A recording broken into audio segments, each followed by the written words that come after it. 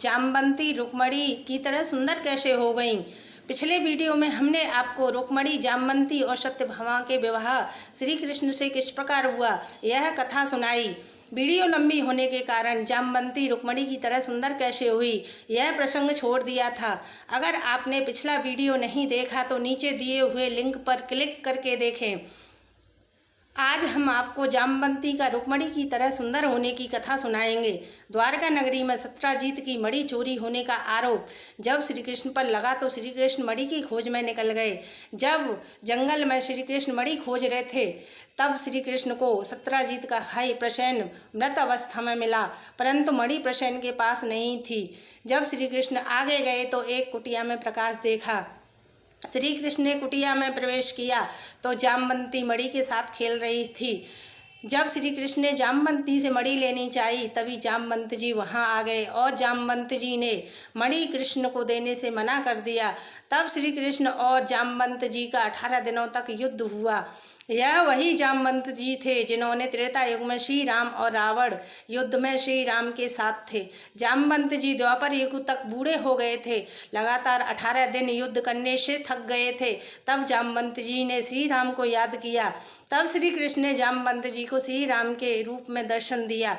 जामवंत जी पहचान गए कि प्रभु श्री राम ने ही श्री कृष्ण के रूप में जन्म लिया है। तब जामवंत जी ने कहा, प्रभु आप मणि के साथ मेरी पुत्री से विवाह कर लीजिए। त्रेता युग में आपने एक पत्नी व्रत लिया था, परंतु प्रभु अब द्वापर युग है और आप लीलाधर है। मैं जानता हूँ मैं एक रीछ हूँ और मेरी पुत्री जामवंती आपके योग्य नहीं है, फिर भी आप लीला करके अपने योग्य बनाकर इसे स्वीकार कीजिए। तब श्री कृष्ण जामवंती का अनुरोध अस्वीकार नहीं कर पाए और जामवंती से विवाह कर लिया। जब श्री कृष्ण जामवंती को रथ में बिठाकर द्वारका नगरी ले जा रहे थे तब मन में विचार कर रहे थे, द्वारकावासी मुझसे क्या कहेंगे कि द्वारकाधीश को कोई कन्या नहीं मिली जो उन्होंने एक रीछ की पुत्री से विवाह कर लिया।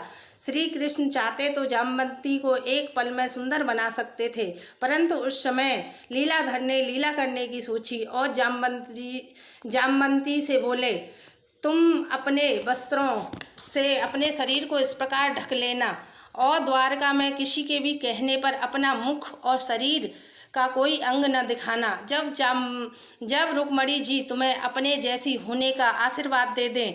इस प्रकार जामवंती द्वारका नगरी पहुंच जाती हैं और सभी द्वारकावासी जामवंती को द्वारका नगरी के द्वार पर बिठा देते हैं, क्योंकि उस समय वधू का प्रवेश गोधूली के समय होता था। जामवंती के गृह प्रवेश में समय अधिक था, इसलिए द्वारकावासी श्री कृष्ण की दूसरी पत्नी को देखने के लिए नगर के द्वार पर एकत्र हो गए। वे जामवंती को पिलाने के लिए जल लाए, खाना लाए ताकि उन्हें श्री कृष्ण की दूसरी पत्नी की एक झलक देखने को मिल जाए, परंतु जामवंती जी सिर हिलाकर सभी को खाने पीने से मना कर दें। सब लोग जामवंती के इस व्यवहार से देखकर परेशान हो गए। तब देवकी माता आईं और जामवंती से खाने पीने और मुख दिखाने की कहने लगी।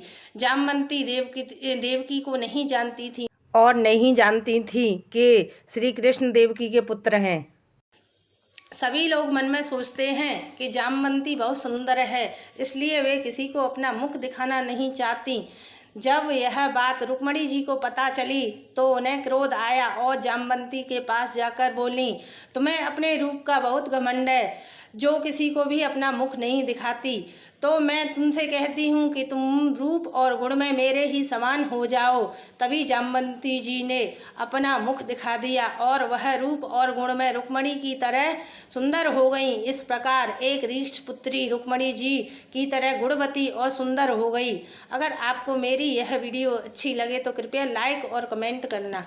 जय श्री राम, जय श्री कृष्ण, श्री शिवाय नमस्तुभ्यम।